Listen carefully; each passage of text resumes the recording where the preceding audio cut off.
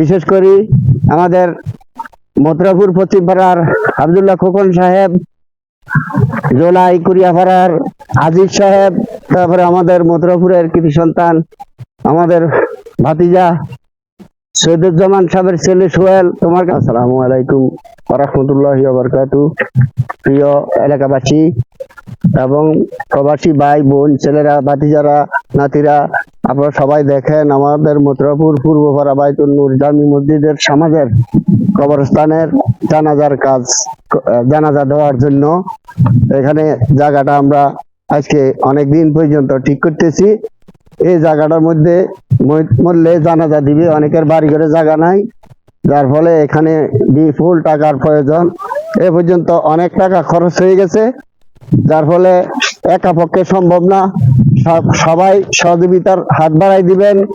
বিশেষ করে আমাদের মথুরাপুর পশ্চিমপাড়ার আব্দুল্লাহ খোকন সাহেব, জোলাই কুরিয়াপাড়ার আজিজ সাহেব, আপনাদের কাছে বিশেষভাবে অনুরোধ করতেছি আমাদের এই জানাজার কাজটা সম্পূর্ণ করার জন্য আপনারা সর্বোচ্চ সহযোগিতা করবেন। আশা করি আপনারা আমাকে চিনেন, এখানে কোনো মিথ্যা কথার কোনো কিছু নাই। আপনাদের মুরব্বীর নামে এই কবরস্থানের মধ্যে জানাজার মাঠ করা হবে। এই জানাজার মাঠ করার জন্য এই পর্যন্ত আমরা অনেক টাকা খরচ করছি, আবারও বলছি আপনারা বিশেষ করে সর্বোচ্চ সহযোগিতা করবেন, যার ফলে আমরা এই কাজটা শেষ করতে যেতে পারি। আমাদের মসজিদের এই সবগুলা ফ্যান দিচ্ছেন, এই সবগুলা ফ্যান আজিজ ভাই দিচ্ছেন। তারপরে আমাদের মথুরাপুরের কৃতি সন্তান আমাদের ভাতিজা সৈয়দুজ্জামান সাহেবের ছেলে সোহেল, তোমার কাছেও বিশেষভাবে অনুরোধ করতেছি তোমরা যতটুকু পারো সহযোগিতা করো।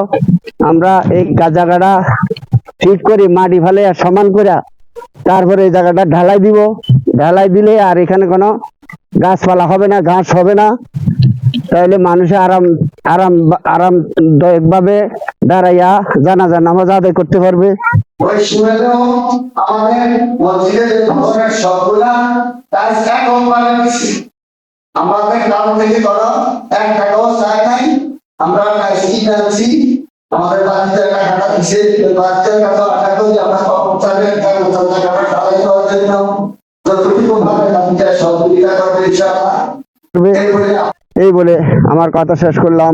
আসসালামু আলাইকুম ওয়া রাহমাতুল্লাহি ওয়া বারাকাতুহু।